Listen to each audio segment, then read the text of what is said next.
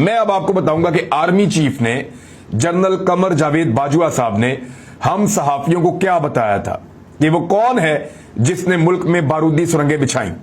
क्या शहबाज शरीफ का बयान ठीक है कि इमरान खान ने बारूदी सुरंगें बिछाई, या इमरान खान का बयान ठीक है कि नवाज शरीफ ने और नून लीग ने इमरान खान के आने से पहले बारूदी सुरंगें बिछाई।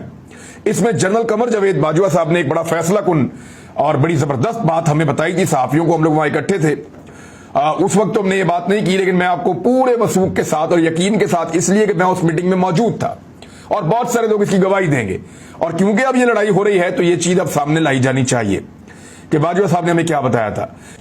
जनरल बाजवा ने सहाफियों को बताया कि मिफ्ता इस्माइल साहब उनको मिलने के लिए आए, और ये बात है सन 2018 की, जब पीएमएलएन अपने बजट पे काम कर रही थी। शाहिद खाकान अब्बासी साहब वजीर आजम पाकिस्तान बन चुके थे।